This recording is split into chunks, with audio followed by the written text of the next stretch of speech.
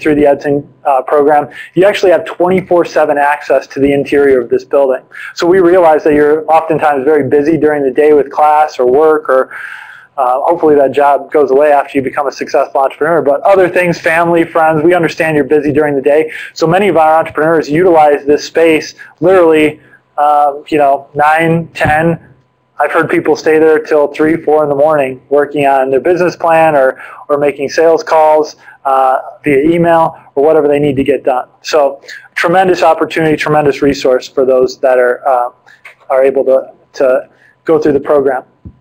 So again, I encourage you all to think about, open your eyes around you here at ASU in your community. Recognize a problem that some of your friends and family are having. And I bet many of you as innovators here at ASU come up with a solution to that. You know what? I could do that better. I could come up with a way to get that done more efficiently.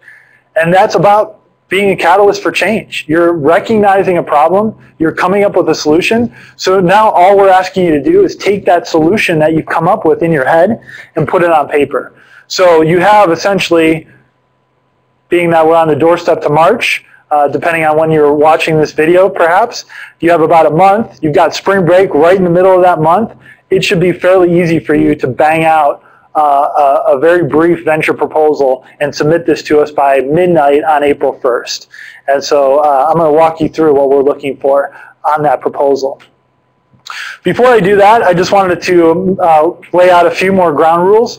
The person that's going to submit the business proposal as the team leader must be enrolled in at least 1 credit hour during this spring term of 2012. And 1 credit hour can be in term A, B, or C within the spring semester. So if you've got somebody on your management team or on your founding team that fits that criteria, and if you're sitting in class right now, I know you're enrolled in at least 1 credit hour, in this case 3, you are eligible to be the team leader. Now, if you have friends that you know that have already graduated that might be interested in applying for the Edson program, if they're willing to appoint you as an enrolled student as the team leader, you would be eligible to submit that concept proposal on that team's behalf. And maybe the rest of the team is all graduate or outside of ASU at another institution. So we are very liberal in terms of who submits and who's eligible to apply to this fantastic program. Any questions about that? Any questions about anything as we've gone through thus far? Another common question that comes up is, you know what? I walk down the street and I see problems everywhere. I come up with a new idea for a venture pretty much every day. In fact, I've done a couple startups already. Some have worked, others haven't. But I've got ideas coming out the yin-yang. I've got a stack of potential business concept proposals that I could pull out at any given time. So can you apply to the Edson program as you, the team leader, with more than 1 venture ideas? Absolutely. So if you have a solution for an internet solution for an app, but you also want to build a prototype for a planter box that goes in your apartment, by all means, you can submit 2 separate proposals and receive funding for 2 separate proposals through this program. So we encourage you to put all your ideas out there and go for funding, go for the mentoring, and go for the office space. Any questions about that? Another common question that we have is, do you fund only for-profit ventures? Absolutely not. We're also looking to make an impact in the world. So if you're working on a social enterprise or a social venture, what many people refer to as nonprofits or not-for-profits, we encourage you to apply as well.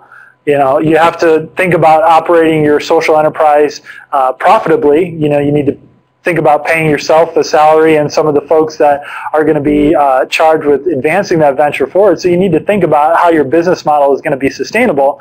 But we support both for-profit companies and nonprofit or social enterprises. So whatever your idea is, have at it. So I just want to take a quick moment to walk you through what the application is going to look like. And again, hopefully you're able to kind of visualize yourself walking through. This is our website. It's edson.asu.edu. So if you want to make a note of that, this is what you'll see if you click on the Apply tab on the top of the page. And what I'd like to point out is you're going to be essentially, quote unquote, graded by some of our ecosystem judges on 5 components of a venture proposal. So you've got a business concept and strategy. It's essentially just you saying, this is the problem I'm going to solve and how I'm going to do it. Marketing strategy, who are your customers and how you're going to get to them. Management team, who is going to execute building this solution, providing this product or this service. How much money are you asking for and what are you going to use it for? To build a prototype, market research, whatever it is.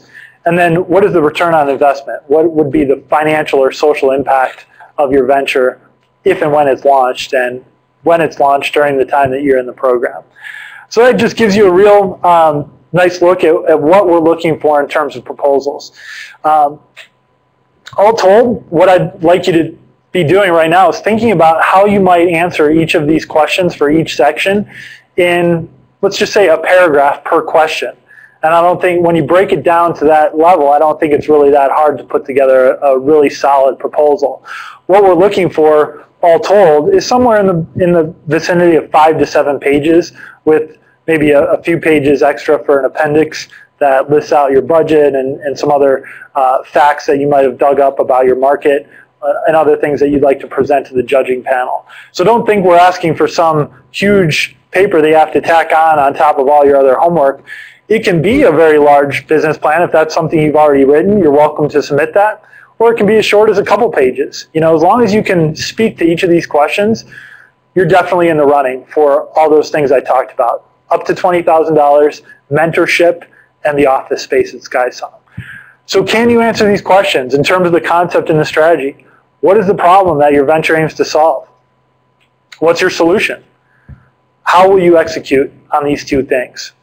So in your head, if you can be thinking about, how would I answer these questions based on the idea that I'm mulling over, or the several ideas? Or maybe for some of you, you already have an existing business that you're running with your friends or family. You could submit that existing business plan to the Edson program for additional support. Maybe you want to go into a new market or develop a new product. That would work. Or just expound upon the product or service that you already offer. So existing student ventures are applicable as well. Any questions about this first section of the concept proposal that we asked for? It's pretty straightforward, right? So everybody, I think, has an idea about the problem that they're wanting to tackle, somewhat sketched out idea about what that solution might look like, and then beyond that, how am I going to actually do this thing? So just a very basic overview. This is kind of your introduction to the venture proposal. From there, one of the most important things when we're talking about a proposal is, who are your customers? Who actually would want this product or service, and how do you know that? You know, how many folks are there out there in a large market sense that could be impacted by your innovation? You know, so you might need to dig into some market research. Go out there and find resources that can provide that type of data. If you're looking at, a specific segment of the market, give us some numbers. Tell us, how big are we talking about? What is the impact of your solution? How will you reach them? Are you going to be using word of mouth, social media, traditional marketing channels? Maybe you're just wanting to test your minimal viable product. Let us know how you plan to get your awesome solution, your product, your service out to the people that you want it to impact. So think that through a little bit and tell us about that. You also need to acknowledge your competitors. Now, we hear a lot of times student entrepreneurs say, well, my idea is so earth-shattering that I don't have any competitors. Well, that's not exactly what we're looking for. Most of you in here will probably acknowledge, yes, I do have a few competitors that are in somewhat the same space of the thing I'm trying to build.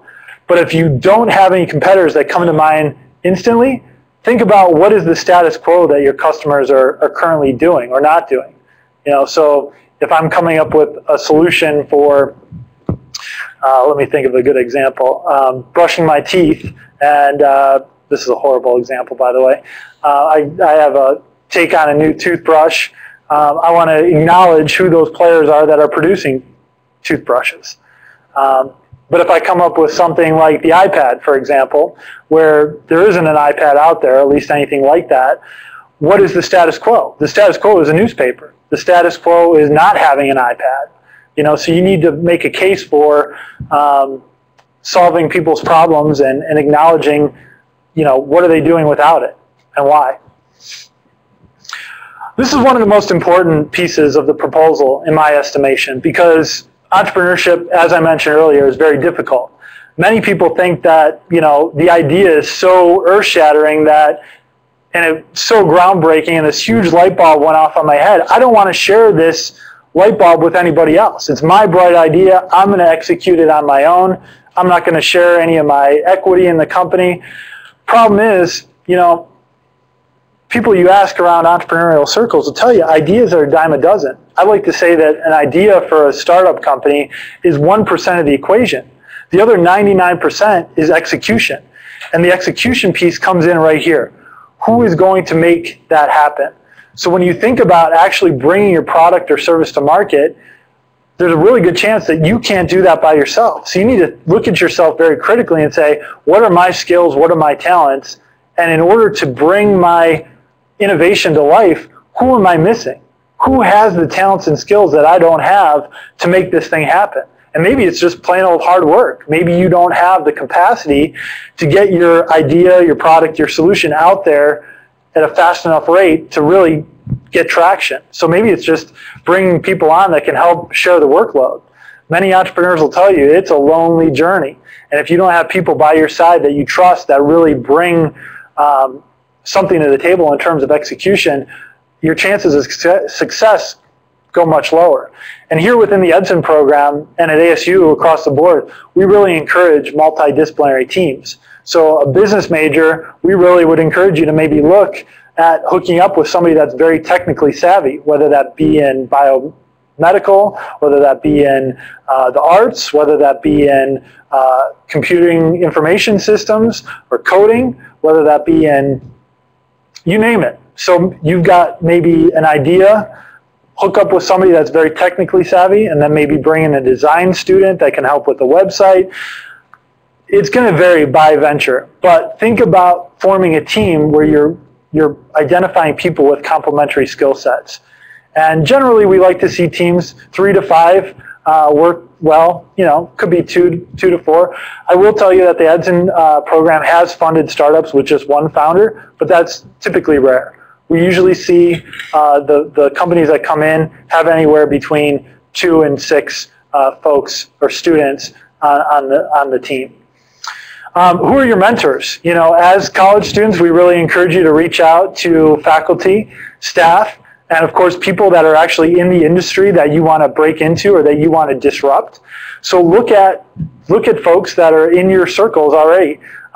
Look at networks that you've created in your social circles or your professional circles or your academic circles, and ask them to review your concept proposal and see what they think, and if they can make introductions to other folks, take advantage of it. Have you sought training? Have you taken a class that had anything to do with entrepreneurship? Are you coming to this info session today? Make note of that. Make the judges aware that you are very interested in learning the art and the science of doing a startup, because as they know, and as you will quickly find out, being an entrepreneur is very difficult. So you will need to go through some sort of enlightening experience of understanding what's all entailed of doing a startup. So be sure to acknowledge all of these things in your venture proposal.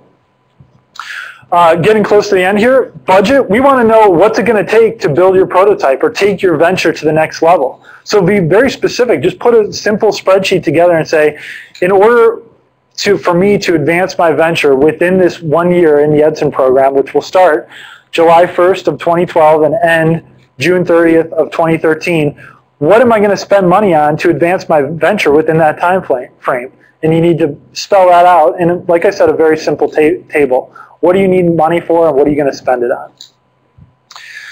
on? Maybe incorporate a timeline as well. So there's going to be several iterations that your venture might go through during the course of the year that you're in the program. So you might want to spell out, in the first 3 months, I'm going to buy this particular piece of equipment, which will then enable me to execute on this part of my business plan.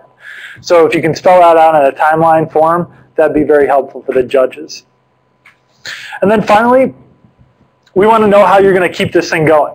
In the